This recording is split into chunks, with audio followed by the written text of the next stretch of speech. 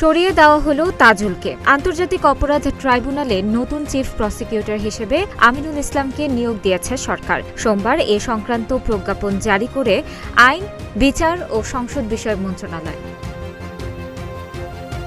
মন্ত্রণালয়ের সলিসিটর মোহাম্মদ মঞ্জুরুল হোসেন স্বাক্ষরিত প্রজ্ঞাপনে বলা হয়, ট্রাইব্যুনালের মামলা পরিচালনার জন্য মোহাম্মদ আমিনুল ইসলামকে পুনরাদেশ না দেওয়া পর্যন্ত চিফ প্রসিকিউটর পদে নিয়োগ দেওয়া হলো। একই সঙ্গে তাজুল ইসলামের নিয়োগ সংক্রান্ত আদেশ বাতিল করা হলো। 2024 সালের 5 সেপ্টেম্বর তাজুল ইসলামকে অ্যাটর্নি জেনারেলের পদমর্যাদায় চিফ প্রসিকিউটর হিসেবে নিয়োগ দেয় অন্তর্বর্তীকালীন সরকার।